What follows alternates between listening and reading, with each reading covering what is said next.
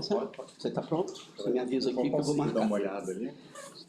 Posso deixar aqui de frente para você. Embora ele volte e meia, apague e eu tenho que pegar de... Apague assim, que a tela some e eu pego de novo. Mas eu deixo você acompanhar também. Mas fica por via das dúvidas também com o seu. Pode? A gravação foi iniciada como os senhores quiserem.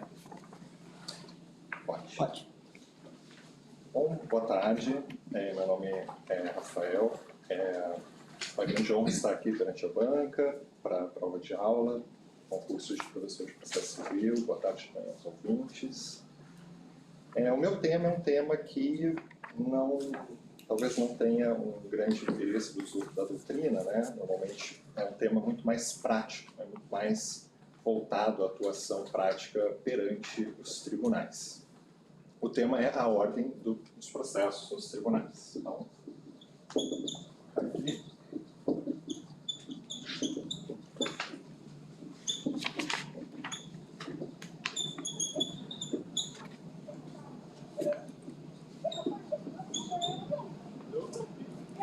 Então, no âmbito dos tribunais, tramitam recursos, ações de competência originária e também o reexame necessário.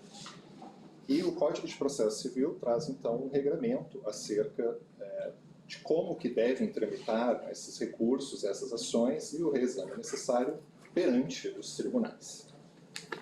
E, basicamente, nós temos aqui duas fases. A primeira fase, em que é designado e sorteado, né, um relator, e este relator ele pratica os atos até a sessão de julgamento. E, num segundo momento, a gente tem a atuação colegiada, a atuação do colegiado do tribunal, com os debates e o julgamento do recurso, da ação ou do reexame necessário.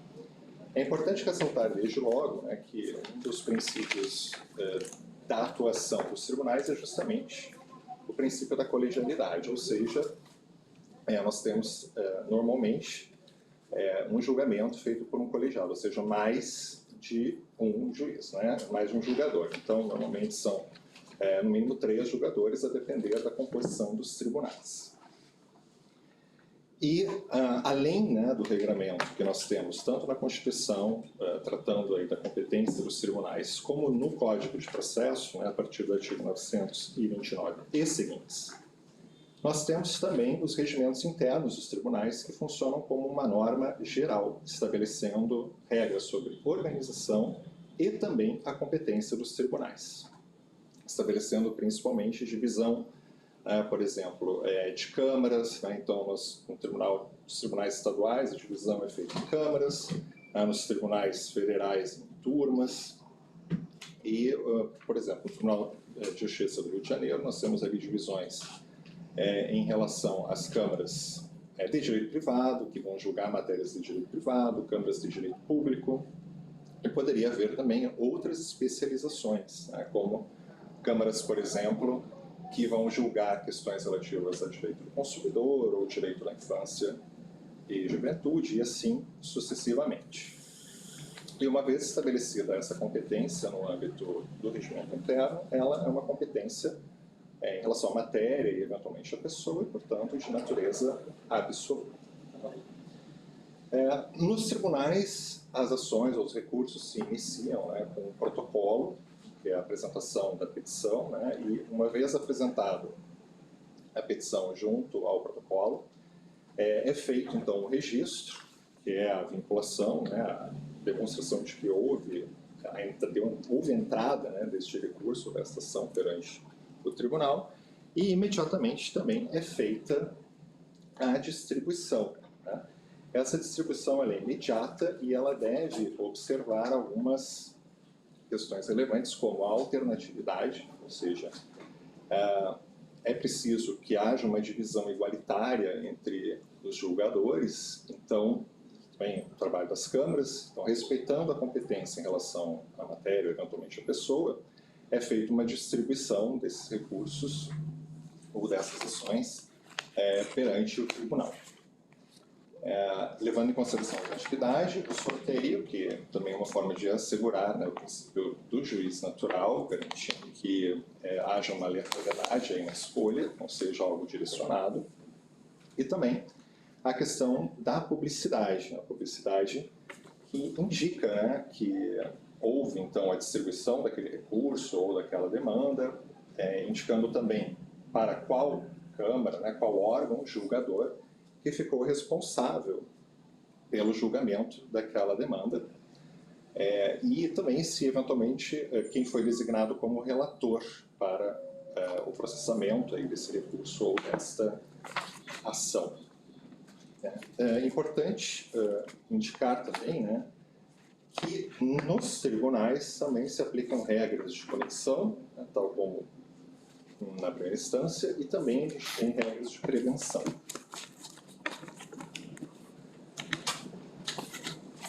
E sobre a prevenção, né, o artigo 930, lá no parágrafo único, ele vai indicar que, uma vez distribuído um recurso, uma ação, principalmente o recurso, né, aquele relator ele ficará prevento para o julgamento de demais recursos que eventualmente possam ocorrer posteriormente. Então, por exemplo, um recurso de agravo de instrumento contra uma decisão interlocutória proferida no curso de um processo, então é levado esse recurso ao tribunal, depois diretamente ao tribunal. Lá existe, então, o sorteio e é nomeado, então, um relator. Esse relator ficará, então, prevento para julgar eventuais recursos posteriores. Então, se posteriormente acontecerem, houver a interposição de um recurso de apelação, aquele relator estará prevento também para o julgamento daquele recurso. É interessante ainda, sobre a questão da prevenção no âmbito dos tribunais, que o STJ ele tem um entendimento um pouco híbrido em relação à alegação da prevenção, porque, embora a prevenção esteja relacionada com uma competência funcional, o STJ tem um entendimento de que essa prevenção ela deverá ser alegada até o início da sessão de julgamento, sob pena de preclusão. Né? Então, é um entendimento que abarca uma concepção um pouco híbrida, né, em relação a regra geral da competência absoluta, né, que ela poderia ser arguída, né, em qualquer momento ou grau de jurisdição. Ainda como uma questão introdutória, é importante fazer uma diferenciação entre os conceitos de voto, julgamento, acórdão e ementa. Então, cada julgador vai proferir um voto, né, que é o entendimento dele em relação à análise daquele recurso ou daquela ação. Com o proferimento dos votos, estará se dando andamento ao julgamento. Né? Uma vez proferidos todos os votos, o presidente da Câmara, enfim, vai proferir o resultado e de lá, né, então, do resultado se terá então, um acórdão, que é, na verdade, a expressão escrita, né, daquilo que foi decidido no julgamento. Então, na verdade, o acórdão ele será posterior ao julgamento, após realizado o julgamento, proclamado o resultado, nós vamos ter, então, a lavratura do acórdão. E a ementa, também nós temos ali uma previsão legal, né, indicando que todo o acórdão deverá conter a ementa. E a ementa nada mais é que um resumo, né, acerca daquilo que foi julgado, né, e aquilo que foi, ao final, decidido pelo tribunal. Não é que se não houver a ementa nós teremos alguma nulidade, né? Mas o ideal é que os acórdãos, né, eles contêm, então, as ementas. Além disso, é importante indicar, né, a importância do voto vencido, né, aquele que, digamos assim, não conseguiu convencer, né, o colegiado acerca do seu entendimento. E o voto vencido ele tem uma importância muito relevante num sistema de precedentes obrigatórios, né, como nós temos inaugurados aí principalmente sistematizado, digamos assim, após o CPC de 2015. Por quê? Porque o voto vencido ele é um contraponto acerca daquilo que foi tido como uma tese vencedora, né, naquele julgamento. Então, na verdade, o voto vencido ele acaba contribuindo, né, para a discussão, né, sobre aquele tema, sobre aquela questão, e eventualmente poderá permitir, inclusive no futuro, uma alteração daquele entendimento anterior. E, inclusive, o voto vencido, ele é relevante para fins de pré-questionamento. Então, mesmo que a questão só tenha sido debatida no âmbito do voto vencido, ele pode ser utilizado para fins de pré-questionamento para os recursos especial e o recurso extraordinário. Além disso, é importante fazer uma menção às chamadas decisões plurais. Essas decisões plurais seriam decisões em que os julgadores eles estão de acordo com o resultado do julgamento. Então, eles concordam com o resultado final, mas eles não concordam com a fundamentação acerca daquele julgamento. Então, por exemplo, né, para determinado recurso de apelação, nós estamos discutindo a validade de um contrato. Então, um julgador entende que o contrato ele é anulável porque houve erro. O outro entende que é anulável porque houve dolo. Ou um outro entende que é anulável porque houve coação. Então, todos entendem que o negócio é anulável porque houve um vício do negócio. Porém, não há uma concordância em relação ao fundamento. Isso dificulta encontrar-se, né, chamado ratio decidente, porque, na verdade, não há uma linha única, né? Existem vários entendimentos que levaram a uma mesma conclusão, mas não é possível nesse julgamento se estabelecer este voto, essa ratio decidente. E o que nós temos aqui, na verdade, são votos concordantes, votos em que nós temos um mesmo resultado final, porém com fundamentos diferentes. Então é uma situação que, por vezes, pode ser um pouco problemática, né, para se definir qual foi, de fato, a ratio decidente daquele julgamento. Ainda em relação ao acórdão, né, uma vez encerrado o julgamento, né, tendo o presidente da sessão declarado o resultado, será então determinado que haja a lavratura do acórdão, que é justamente a redação, né, que o acórdão seja redigido para posterior publicação. E a lavratura do acórdão será feita pelo relator, caso os demais julgadores também concordem com o entendimento do relator. Ou, se não for o caso, será designado para redigir o acórdão, para lavrar o acórdão, aquele que primeiro inaugurou a divergência e que se saiu vencedor. Bom, uma vez lavrado o acórdão, ele deverá ser publicado em até 10 dias e daí, a partir deste momento, né, começa a iniciar o prazo para os recursos que se seguem. Bom, um ponto bastante interessante aqui, né, em relação à questão da ordem dos processos dos tribunais são justamente os poderes do relator, né? Então, o artigo 932 do Código de Processo elenca ali um rol, né, de poderes do relator, e esse rol é um rol exemplificativo, né, porque o próprio inciso 8, ele diz ali, né, exercer outras atribuições estabelecidas no regimento interno, né, ou mesmo na lei. E ele tem ali uma série de poderes, né? Inclusive, o professor Daniel Neves entende que aqui haveria uma hipótese de competência delegada, né? Então, a atuação do relator, ele se dá por uma competência delegada, né? Como se ele fosse ali uma longa manus do colegiado, para, então, praticar atos que hajam ou dependam aí de alguma certa urgência, né? Ou atos de mero andamento do processo, né, do processamento do recurso no âmbito do tribunal. E as decisões que são proferidas pelo relator são decisões monocráticas, né? E aí que em alguns momentos também se fala em julgamento unipessoal, né?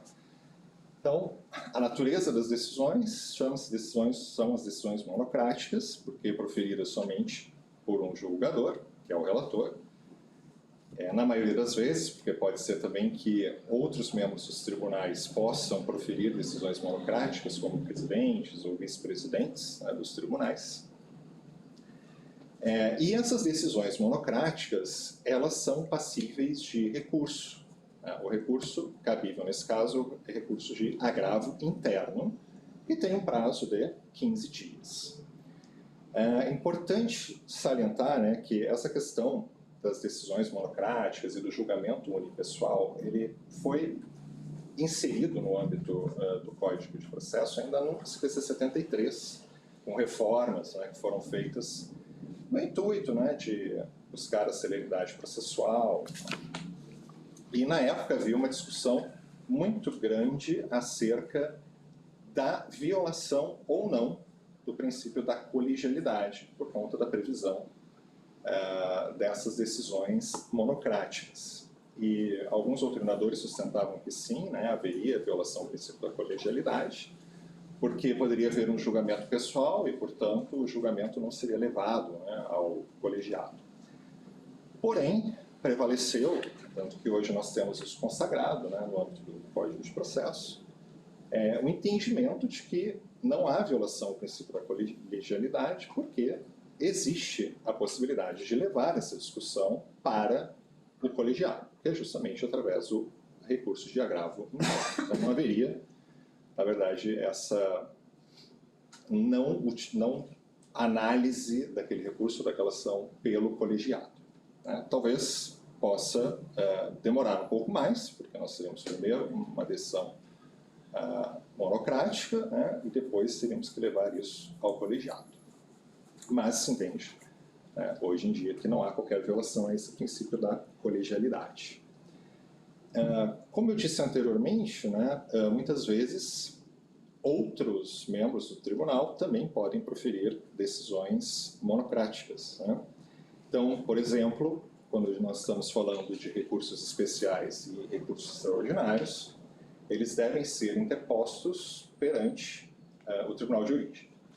E lá, de acordo com o regimento interno, determinada a competência para análise do juízo de admissibilidade desses recursos e do juízo de conformidade.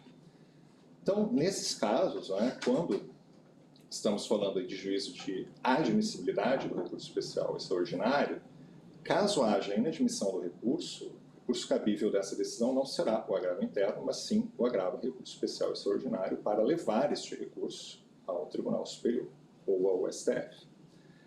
Já no juízo de conformidade, quando se entende que o julgamento impugnado está, na verdade, em conformidade com precedentes obrigatórios dos tribunais superiores, o recurso cabível não será o agravo especial, mas sim o agravo interno para levar essa análise para também um colegiado. Bom, seguindo, os poderes, então, do relator, eles estão elencados aí no artigo 932.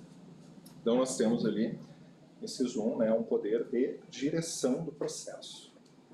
Então, o processo ou recurso que está tramitando no tribunal, ele vai ter um impulso aí, realizado pelo relator. Então, por exemplo, se for um recurso de agravo de instrumento, eventualmente ele vai determinar a intimação da outra parte para apresentar contrarrazões. Ele também tem um poder de produção de provas. Então, embora menos comum, principalmente em âmbito recursal, não vedado, mas menos comum, em ações de competência originária, naturalmente, nós eventualmente vamos ter a necessidade de produção de provas, e isso fica, na verdade, a cargo também do relator. E essa produção de provas ela pode ocorrer basicamente de 3 formas. A primeira forma é justamente através da expedição de uma carta de ordem. Então, ele determina que um juiz da primeira instância possa, então, produzir e colher essa prova. Uma segunda hipótese seria ele mesmo, colher essa prova. E uma terceira hipótese, bem menos comum, é o próprio colegiado produzir essa prova. Ele também pode homologar a autocomposição no âmbito, quando esse acordo ele for feito no âmbito tribunal ou um recurso, enfim, ou ação no tribunal. Isso é interessante, né? Tem sido uma prática bem usual, né? Nós vimos em casos aí o Supremo, né? Recentemente, não tão recentemente, mas ele determinou, né, essa realização aí de autocomposição em relação àquela questão das perdas econômicas, né? Dos planos econômicos. Eu, inclusive, tive um caso específico recentemente, né? Foi a primeira vez que aconteceu isso, até achei bastante inusitado, que era um recurso de agravo de instrumento. Nós estávamos pela mãe, era uma ação de visitação. Era uma ação envolvendo, enfim, pai, né, pedindo a visitação, né, da filha, e aí tinha questões envolvendo abuso sexual, né, que são processos bastante complicados. E o juiz proferiu uma decisão justamente autorizando essa visitação. A mãe não concordou com a visitação, então nós recorremos, né, apresentamos um recurso de agravo de instrumento, e o relator designou uma sessão de conciliação no tribunal. Então achei assim, até o professor César Cury, né, o desembargador, achei aquilo bastante curioso, nunca tinha visto, né, até quem me falou foi o colega da Câmara, falou, olha, tem uma sessão de conciliação aqui, mas no final acabou que a sessão não aconteceu, foi cancelada, né, porque seria aqui no Rio, então as partes, a minha parte não poderia vir aqui ao Rio, em Volta Redonda, não teria condições de vir. Mas, cada vez mais, nós estamos vendo também essa possibilidade da autocomposição também no âmbito dos tribunais. Seguindo aqui, não é, em relação aos poderes do juiz, nós temos também ali no inciso 2, artigo 932, a possibilidade aí de apreciar o pedido de tutela provisória em âmbito recursal, seja de urgência, seja de evidência, e também, né, analisar os pedidos de tutela antecipada recursal, né, tutela provisória recursal, em recursos, quando, por exemplo, o juiz uma demanda de saúde, faz o pedido da tutela provisória, o juiz indefere, porque entende que estão ausentes os requisitos, então, no recurso de agravo, pode-se pleitear a antecipação dos efeitos, né? Ou seja, a tutela provisória recursal, para que seja deferida, então, o tratamento, enfim, o que for o pedido. O que antes a gente chamava, né, de efeito suspensivo ativo, né? Hoje a gente usa, então, o termo tutela provisória, e também analisará os pedidos de efeito suspensivo aos recursos. Seguindo, né, ele pode aqui, então, proferir também, e aí sim, os julgamentos unipessoais, né? Então, no artigo 932, a gente tem ali 3 incisos, né, o 3, o 4 e o 5. Esses incisos, eles tratam de hipóteses um pouco distintas, né? Então, no inciso 3, nós temos a inadmissibilidade do recurso, ou quando ele for considerado prejudicado, ou ainda quando ele não observar o princípio da dialeticidade. Então, em relação à inadmissibilidade do recurso, está relacionado aos pressupostos recursais.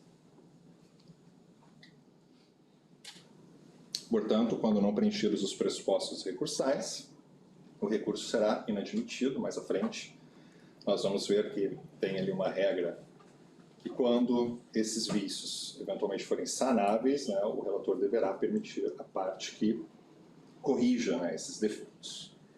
O recurso prejudicado é quando quando não há mais sentido no julgamento do recurso, porque aquilo que se buscava já foi alcançado de alguma forma, né?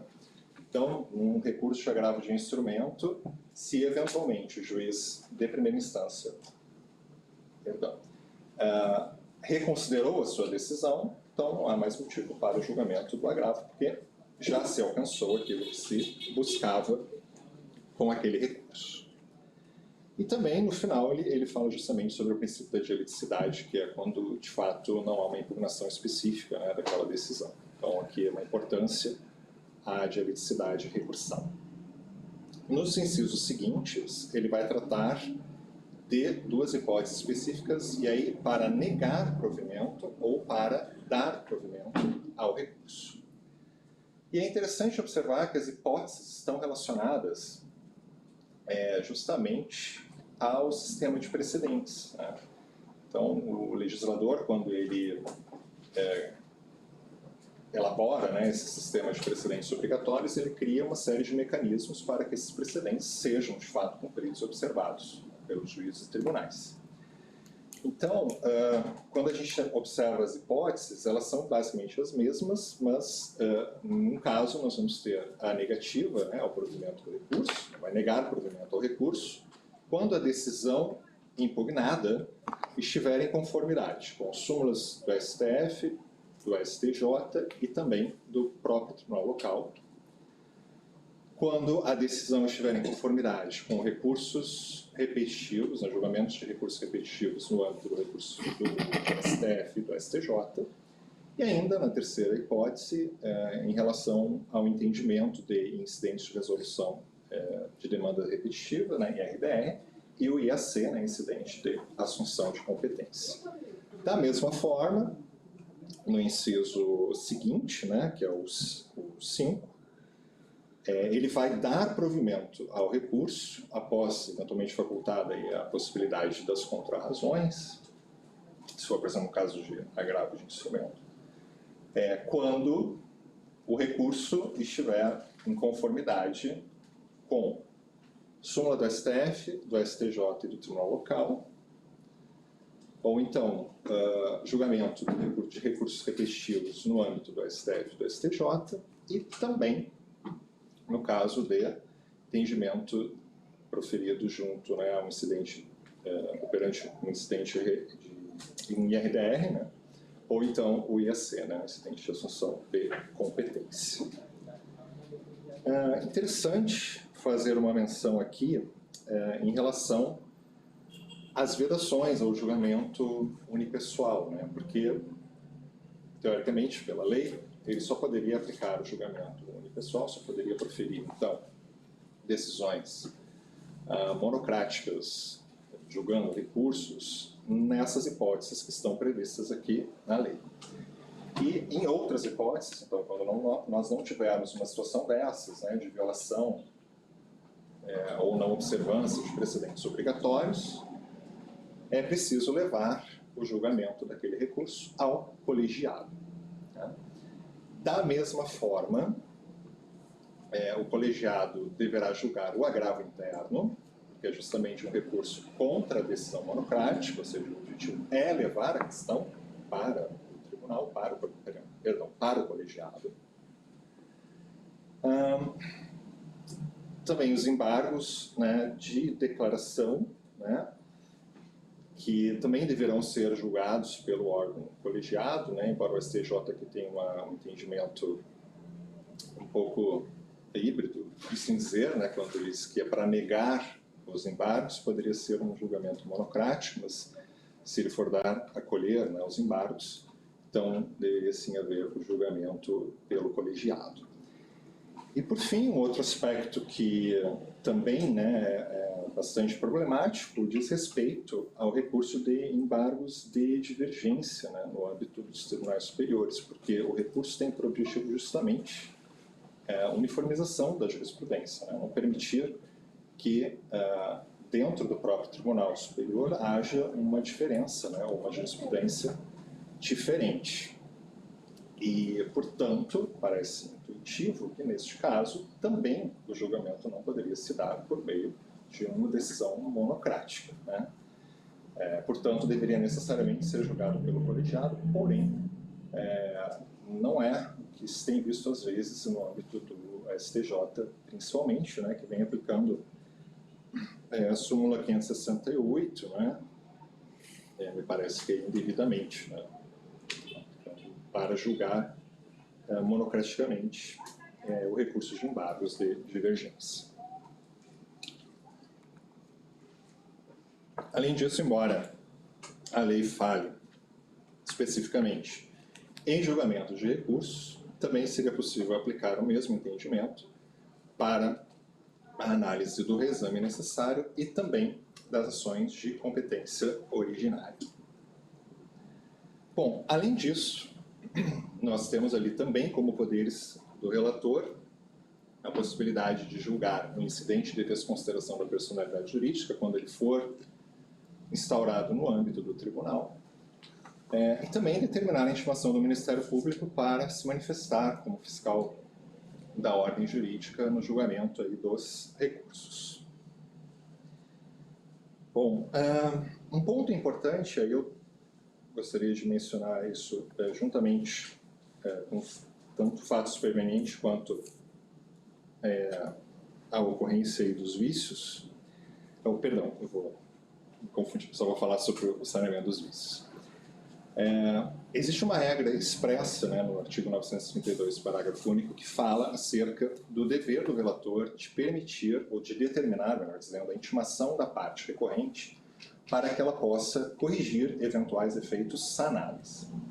Essa previsão é uma previsão bastante salutar, porque busca, digamos, afastar um pouco uma jurisprudência defensiva, que é justamente uma jurisprudência que tem por objetivo, né, não julgar, digamos assim, né, o mérito dos recursos. Então, muitas vezes, por questões meramente técnicas, você deixa de conhecer um recurso para não julgar o seu mérito. Então, além de ir contra, né, essa ideia da jurisprudência defensiva, nós temos aqui um dever de proteção, né, do julgador, do relator, que está relacionado também com o princípio da primazia da decisão de mérito, que é um princípio geral dentro do Código de Processo, e que está, então, digamos, cristalizado também no âmbito dos tribunais com essa regra específica. E aí, existem alguns requisitos, né, para a aplicação dessa regra, então seriam basicamente 4. Né? O primeiro é que ele se aplica a qualquer recurso. Segundo, é preciso que esse vício ele seja sanável. Né? Então, por exemplo, uma falta ali de uma assinatura no recurso, hoje é mais difícil, né? Porque hoje é tudo eletrônico, então o sistema nem aceita se não tiver assinado, né? Mas, eventualmente, a falta de algum ou outro documento que não esteja constando no instrumento, né? Então, o relator tem que intimar a parte para que ela, então, possa, no prazo de 5 dias, corrigir esse pequeno defeito, né, esse vício. E, no caso de não cabimento, por exemplo, do recurso, ele não poderia se valer desse regramento, porque nesse caso, ou ele aplicaria o princípio da fungibilidade, se fosse o caso, ou ele inadmitiria o recurso por incabível. Além disso, né, um terceiro requisito, né, é que não é possível fazer a complementação das razões recursais, porque aqui incidiria o princípio da preclusão. Então, uma vez apresentado o recurso, não conseguiria mais complementá-la ou apresentar um novo pedido posteriormente. E, por fim, ainda, em relação à falta do preparo, a gente também tem uma regra específica, embora semelhante, né, que o prazo é o mesmo para poder comprovar o preparo, mas ele, na verdade, se não há o preparo, ele é intimado para pagar, né, realizar o preparo em dobro. Tá? Bom, em relação a fatos supervenientes, o que nós temos aqui é o seguinte, né, há uma regra específica que menciona que, eventualmente, fatos que aconteçam posterior, né, à apresentação do recurso, pode eventualmente ser alegado ou pode eventualmente ser percebido nas matérias de ordem pública, matérias que seriam conhecíveis de ofício. Então, nesse caso, aqui a gente também tem uma regra importante, um princípio importante, que é o princípio da vedação à decisão surpresa, que também é um princípio geral no Código e que se encontra também aqui expressamente previsto no âmbito dos tribunais. Então, se o relator, né, verificar um fato superveniente ou uma situação de ordem pública que não foi objeto de análise, né, pelas partes, ele deverá suspender o julgamento e determinar a intimação das partes para manifestação acerca desta questão, para posteriormente, então, prosseguir com o julgamento. Se isso não acontecer durante a sessão de julgamento, ele também vai determinar a intimação das partes para poder se manifestar sobre esta questão. Né? Bom, como que ocorre o julgamento, então, perante os tribunais? Né? Uma vez apresentado o relatório pelo relator, né, então, sendo o caso de julgamento monocrático, enfim, ele apresenta o relatório e pede a inclusão em sessão de julgamento, né, em pauta de julgamento. E, nesse caso, né, a inclusão em pauta ela deve ser publicada num prazo de, no mínimo, 5 dias antes da sessão. sob pena de nulidade da sessão, né? Isso tem acontecido até de forma frequente acontecer esse tipo de problema de não observância desse prazo mínimo, né, entre a publicação da pauta e a ocorrência da sessão, né? E na sessão de julgamento será possível, então, em alguns casos, realizar a sustentação oral, né? Qual é a finalidade da sustentação oral? A sustentação oral tem por objetivo justamente trazer novas luzes, né, à discussão que está sendo feita, ou não digo novos argumentos, mas ressaltar aqueles pontos importantes para o julgamento e que o tribunal deveria se atentar para julgar, para que os julgadores possam proferir os seus votos, né? E nessa sustentação oral, né, é possível pedir, né, a preferência no julgamento, né, desde que isso seja feito antes do início da sessão, né? E o artigo 936, por exemplo, ele vai tratar ali de várias hipóteses ali, de preferência. Uma delas é o pedido de preferência para a sustentação oral, né? Bom, quem pode sustentar, né? Quem pode fazer a sustentação oral? A parte recorrente, a parte recorrida, o Ministério Público, quando atuar como fiscal da ordem jurídica, e eventuais também terceiros intervenientes, né? A lei estabelece um prazo ali de 15 minutos, né, para cada parte, mas é possível também haver convenções processuais estabelecendo prazos menores ou eventualmente divisão de prazos, né, no caso de litisconsórcia, assim sucessivamente, né? E em quais casos, né, existe a previsão na lei da sustentação oral? Então, não são todos os recursos ou todas as ações que têm a possibilidade da sustentação oral. Então, de acordo com o 937, nós temos ali, né, recurso de apelação, recurso ordinário, recurso especial, recurso extraordinário, embargos de divergência, ação rescisória, reclamação, mandado de segurança e agravo de instrumento interposto contra decisões relativas aí a tutelas provisórias, de urgência ou evidência. Aqui cabe uma crítica, né? É uma questão polêmica, né? Alguns doutrinadores entendem que nem seria viável a sustentação oral no agravo de instrumento quando ele dizer respeito ao julgamento parcial de mérito, né? Porque, na verdade, ali, a grande verdade é que o nosso sistema não reconhece as sentenças parciais e poderia reconhecer e determinar ali o cabimento do recurso de apelação, mas o nosso sistema trabalha com, não trabalha com essa ideia. Então, nesses casos, o recurso cabível seria o agravo de instrumento. Porém, ele faria, às vezes, do recurso de apelação. Então, alguns entendem, os doutrinadores entendem que seria a hipótese de também se permitir a sustentação oral nesses casos.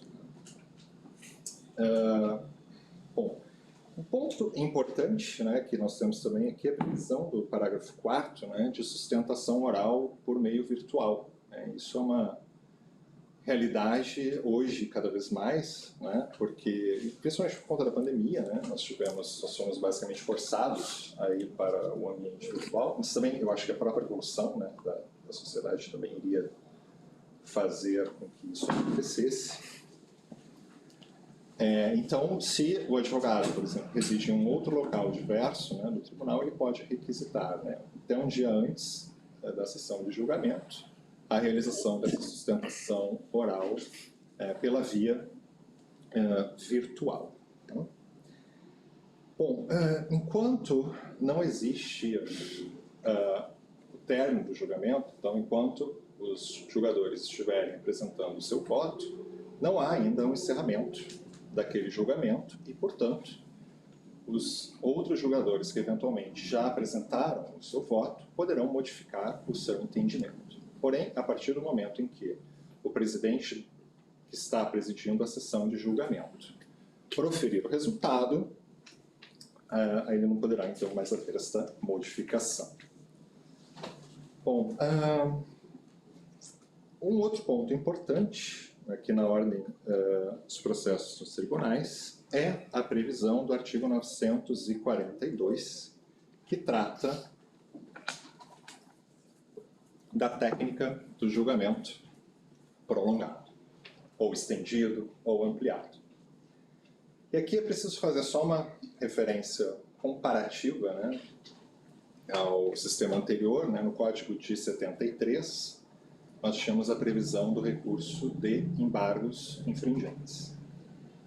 E esse recurso, bom, ele foi sendo também modificado, né, ao longo do tempo, e no final ele cabia em hipóteses bastante restritas, né, só no caso de julgamento não unânime da apelação ou da ação rescisória, né, quando, no caso da apelação, houvesse a reforma das sentenças de mérito. Então, ao longo do tempo, os embargos infringentes foram tendo as suas hipóteses de cabimento restringidas.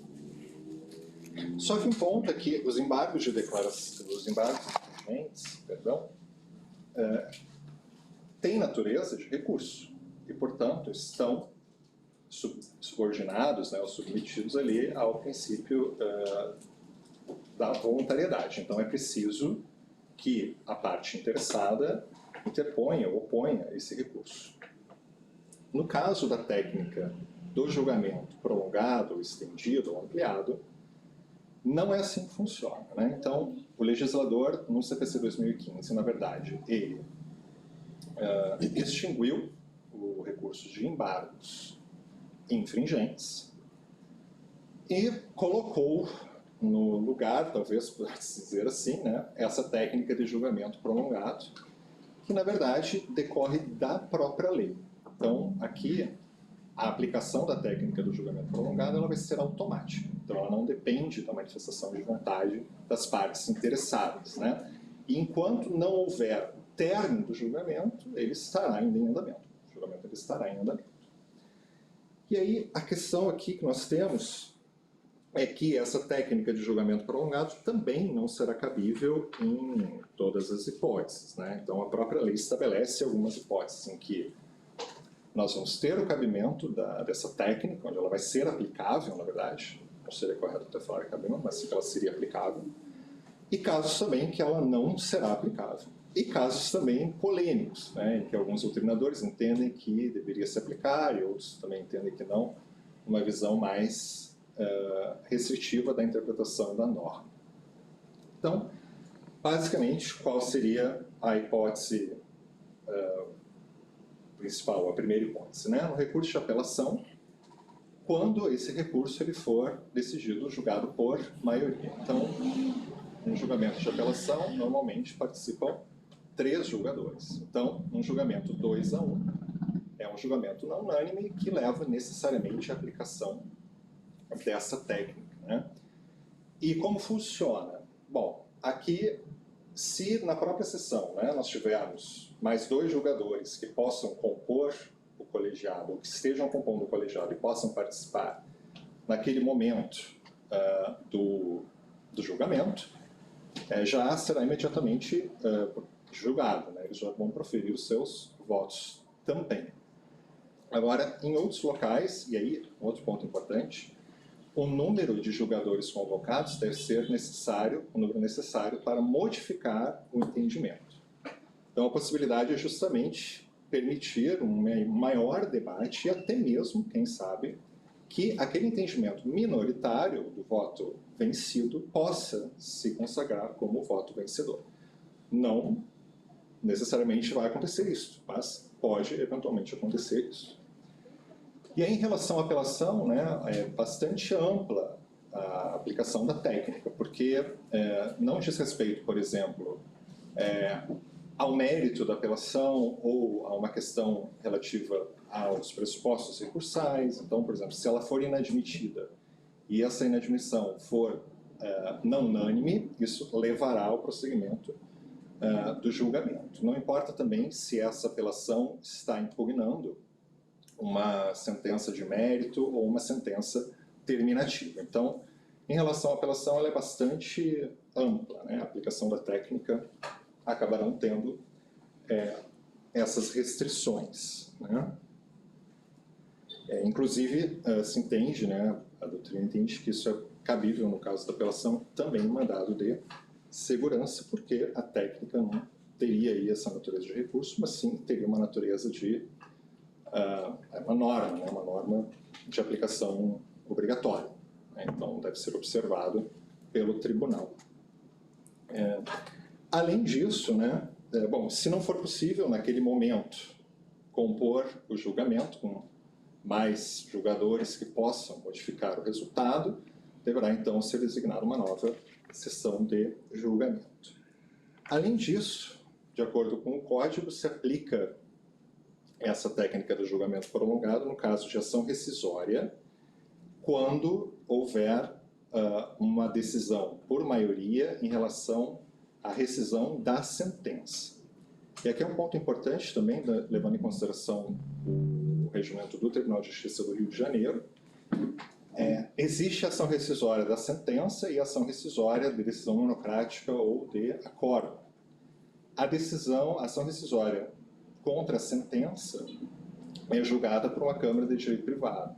Já a ação rescisória contra uma decisão monocrática ou um acórdão do tribunal é julgado pela seção civil. Então, já é um colegiado ampliado. Diferente do julgamento da ação rescisória da sentença, que é na Câmara, então composto aí, por até 5 membros. Né? Então, é importante aí que a lei fez essa distinção, né? Justamente já prevendo a possibilidade de, no caso de ação rescisória de decisões do tribunal, já haver um colegiado mais ampliado. E a outra hipótese é no caso de agravo de instrumento, também quando houver uma decisão por maioria em relação à reforma de uma decisão que julgou parcialmente o mérito. Então, aqui sim nós temos o requisito de haver a necessidade de ter havido a reforma daquela decisão que julgou parcialmente o mérito. Né? Aqui a doutrina também trabalha com essa ideia ampliativa de que seria possível essa aplicação dessa técnica, né, de julgamento prolongado, mesmo que a gente tenha outros recursos de agravo em relação ao próprio mérito, não necessariamente a de julgamento parcial do mérito. Tá?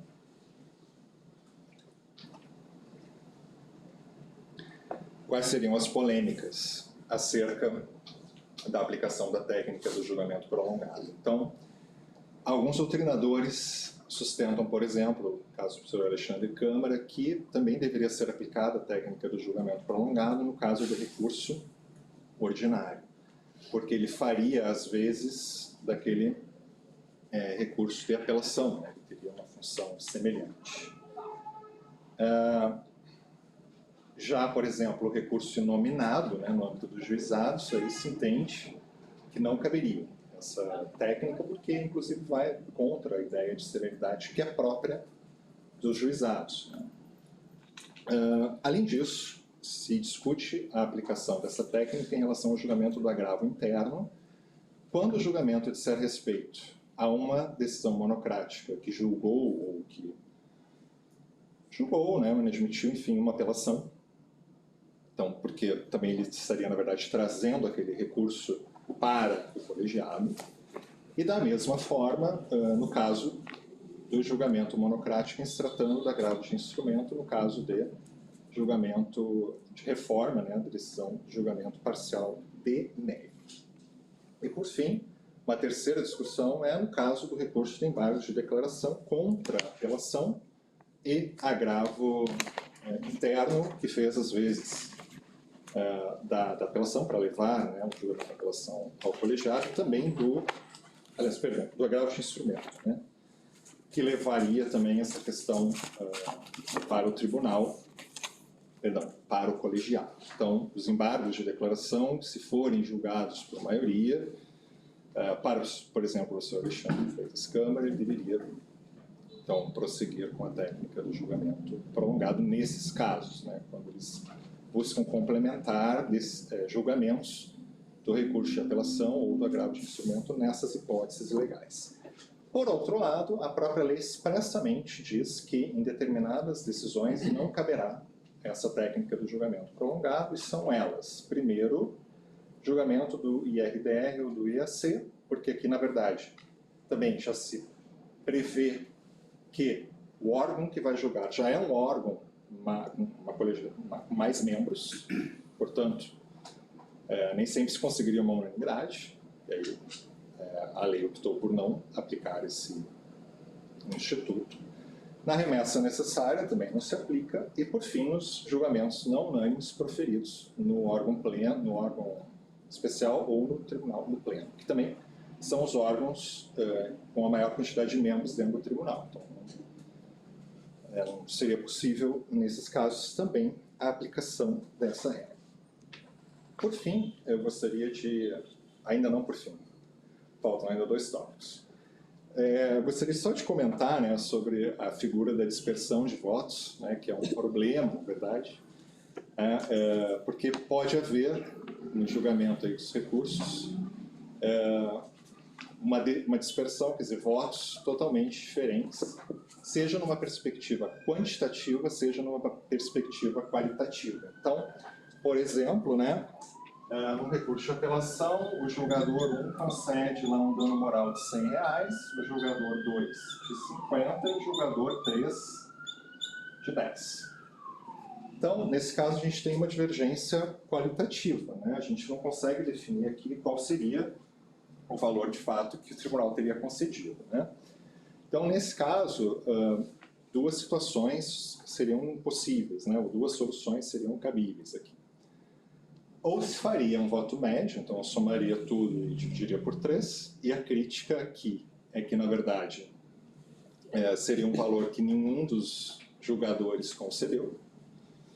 Ou então se aplicaria uma regra da continência, né? Ou seja, a ideia aqui é encontrar o chamado voto médio, né? O voto médio é aquilo que está contido em todos. Então, e aí se encontraria uma maioria, né? De fato, 100 só foi dado por um dos julgadores.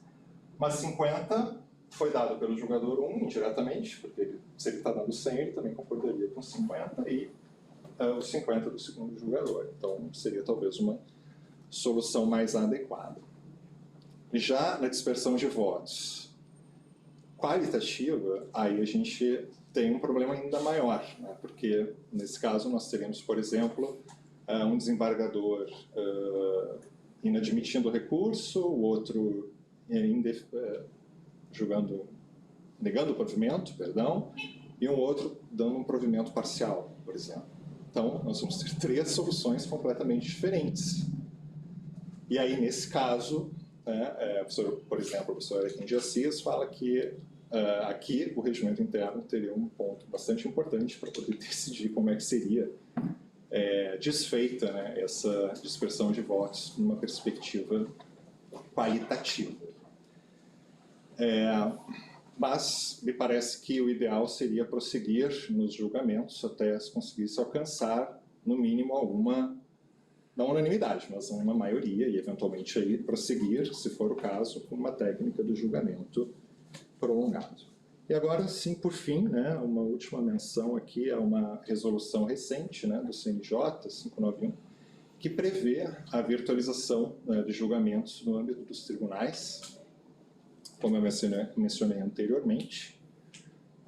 Isso é uma realidade, né, que se impõe, né, a quem trabalha com direito.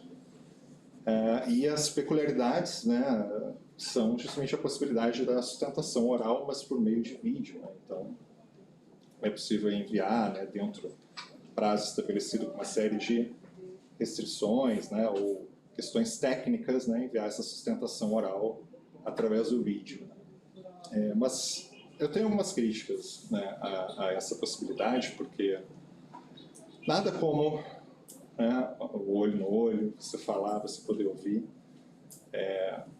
as colocações que estão sendo feitas aí, né, pelos advogados das partes, ou enfim, as pessoas que forem então realizar a sustentação.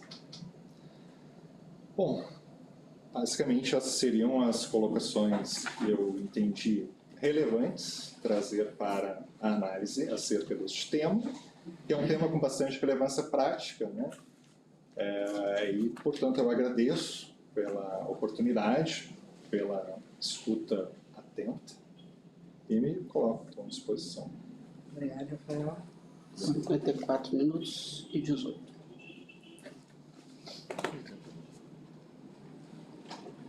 Duas coisinhas. A primeira, eu posso ter entendido errado, então eu vou querer ouvir de novo. Você estava falando do julgamento monocrático. Uhum. Você mencionou a súmula 568. E, salvo o melhor juízo, comentou que ela estaria sendo usada pelo STJ para julgar monocraticamente embargos de divergência, coisa que, a priori, não poderia acontecer em absoluto. E eu fiquei com uma dificuldade de ver como uma coisa poderia levar a outra, efetivamente, porque a súmula 568, ela exclusivamente amplia as hipóteses de julgamento monocrático. Então, eu posso julgar quando tem os precedentes vinculantes ou quando tem a tal da jurisprudência dominante, ou nem sei qual foi o termo que eles usaram dessa vez. Então, eu fiquei me questionando. Na verdade, eu não estava nem sabendo que o STJ estava fazendo isso. Estou confiando na sua informação. Em alguns casos isolados. Depois eu posso ter referência. Porque para inadmitir embargos infringentes monocraticamente, isso aí eles fazem a todo momento. Para julgar o mérito em embargos infringentes, eu consigo imaginar que possa acontecer divergência. Como assim, né? Eu também não consigo imaginar. Não é? E pior, quer dizer, como é que poderia a súmula 568 de alguma maneira falar, não, se eu usar essa súmula pode, porque a súmula... Nem na sessão e nem no... Não sei se eu estou me fazendo claro. Tá, por isso que é um ponto teratológico, né? Em situações isoladas, a gente teve, agora não tem o número dos recursos aqui, mas isoladamente a gente teve isso, que é um erro gravíssimo, né? Justamente. Não poderia ser jamais utilizado para essa finalidade, né? Nem a súmula e tampouco o julgamento monocrático em embargos de divergência. Se justamente a ideia é buscar a uniformização da jurisprudência, portanto, deve ser um debate ainda mais, um colegiado ainda mais qualificado em termos de quantitativo. E só pegando um gancho aqui, no finalzinho dessa penúltimo tópico, né, da dispersão de votos e tal, você falou assim, bom, então aí resolve, dá um jeito de resolver essa dispersão e depois segue no julgamento colegiado.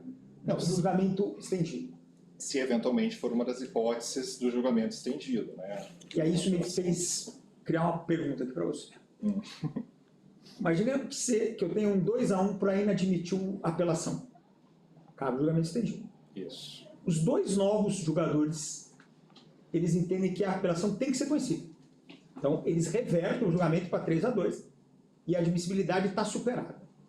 Então, agora falta julgar o mérito dessa apelação. Isso. Nós voltamos àquele órgão originário de 3, que até agora não falou do mérito, ou nós mantemos esse órgão de 5 julgadores para enfrentar o mérito? Teoricamente, poderia haver, me parece, o julgamento pelo próprio colegiado, né? Já aplicando a técnica ampliada.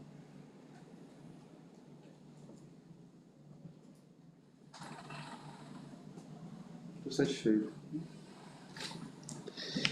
Não, tem duas. Primeiro, essa questão que eu não tinha refletido da súmula 568 é uma questão bem paroquial aqui do Rio de Janeiro, mas eu não sei se pode ter alguma correlação, que é a bendita súmula 59. Sim. Né? Não sei se eles estão familiarizados, mas tem uma súmula aqui do tribunal que diz que não se reforma a decisão em agravo de instrumento, não se revoga a decisão de tutela de urgência, tutela provisória, se não for teratológica ou diretamente contrária à lei.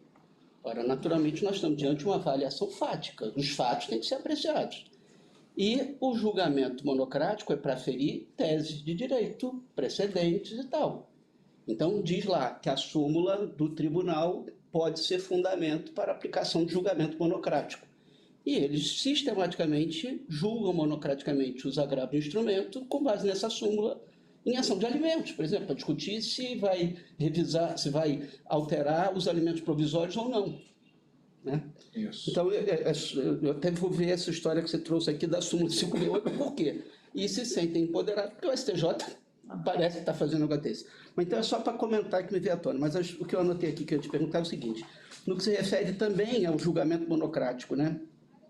Você mencionou a questão da concepção como uma espécie de delegação de competência.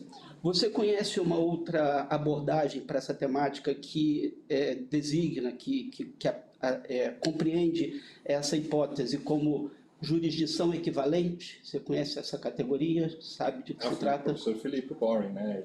Pois é, eu senti falta de você ter mencionado isso, porque o Felipe é professor aqui da casa, né? E é um tema bem pertinente, eu imaginaria, mas então eu acho que é uma outra perspectiva importante de colocar, e sendo professor da casa, eu acho que seria importante.